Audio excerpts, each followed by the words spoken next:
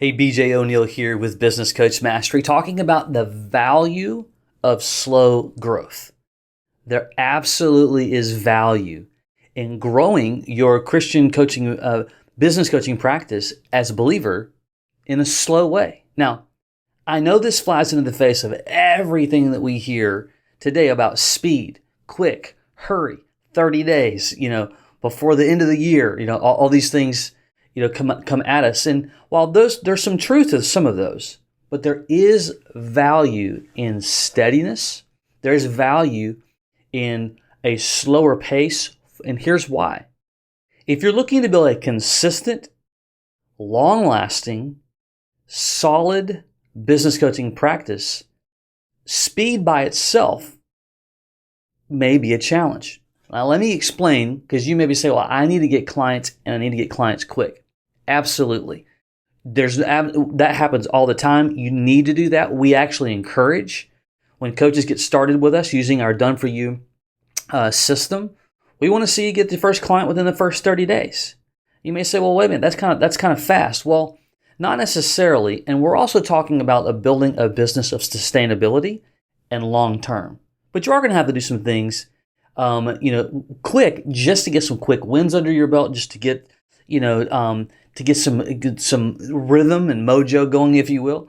But let me give you some things to think about of why slowness actually can be very valuable to you in several different ways. So there's a lot more than just three, but these three I think they're impactful to help you really understand why you should also embrace as you're trying to do things with efficiency.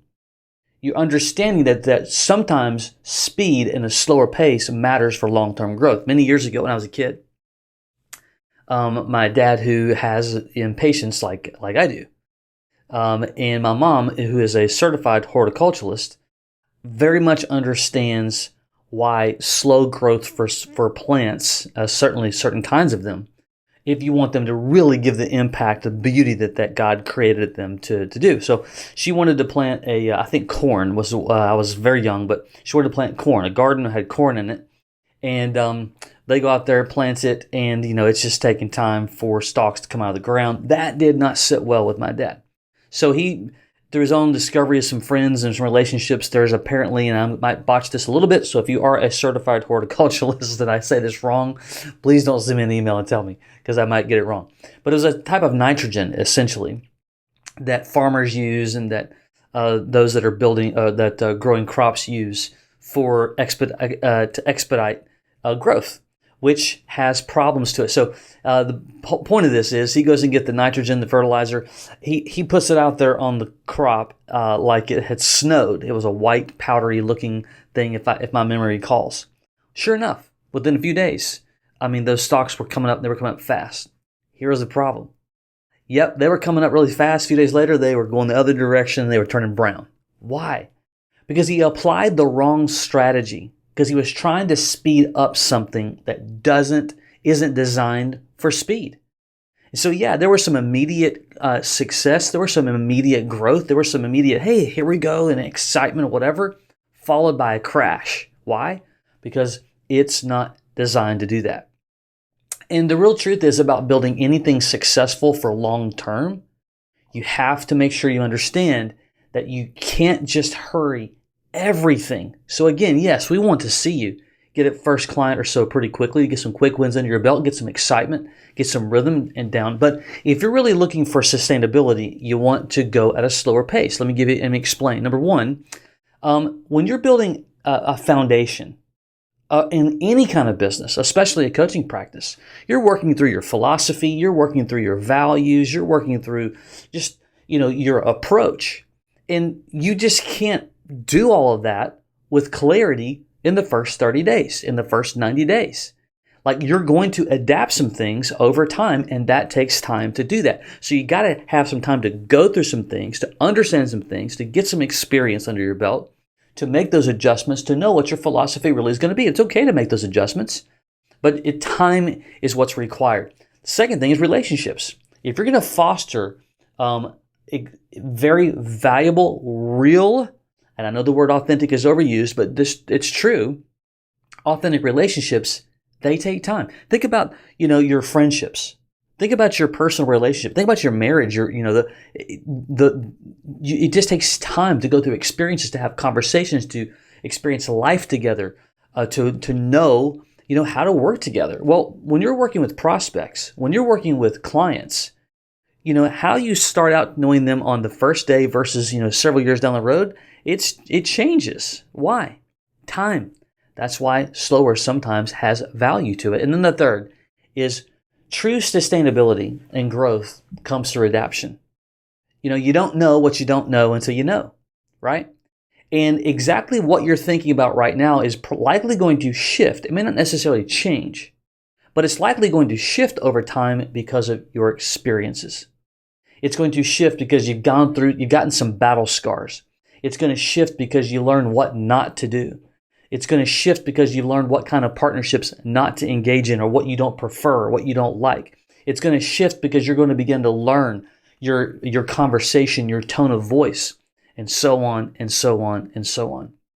So I want to encourage you today that you need to embrace both efficiency and a desire to understand time and what time can do for you in building a solid foundation for sustainability and growth for the future.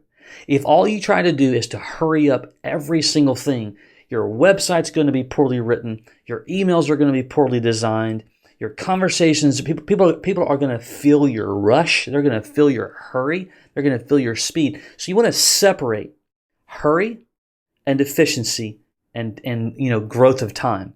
And I like to say the word slow, but prayerfully, we're not talking about being a sloth. We're not talking about being lazy. We're talking about understanding what goes where and strategically why it goes where it goes, right? I think that when you set forth your plans of action, you pray about them, you set them before the Lord and say, this is what I'm thinking about, and you ask for wisdom. You ask for wisdom on how can I be efficient with this? How can I be patient with this? And where does this apply to my long-term growth and sustainability? When it comes to saving money, you're not going to save for your full retirement, in the first 30 days, first year, first 5 years. It takes a number of years. And as you go through those years, you're going to make changes. Why? Somebody tells you about a stock or a mutual fund or a different investment opportunity that you didn't even know was available. You made a mistake and you have to kind of, go through some time to recoup the mistake that you made because you didn't know. And that's what time and slowness and understanding its impact and value, which is the whole point of this message today, is just to help you understand that don't have a resistant spirit towards something taking longer. We're just in our world today, especially through social media, so much hype and ignorance actually is all centered around 30 days, hurry, hurry, hurry, whatever. And here's what I've also discovered: those businesses who have rushed and they ran, just like the putting the nitrogen on the corn, they had some immediate success followed by some really, really, really tough life lessons of failure. And you want to avoid those at all costs, and you avoid them by having a sustainable approach of wrapping your arms around value of why it's good for things to take some time to get to where you want to go. You just want to do it with efficiency. I hope that makes sense. If you're curious about how we help Christian business coaches build their six-figure business coaching practice, you can go to businesscoachmastery.com. There's some information there. You can book a call, or somewhere maybe on this page where you found this as well, you may have some resources that you can follow through it with as well. All right. Until next time, take care.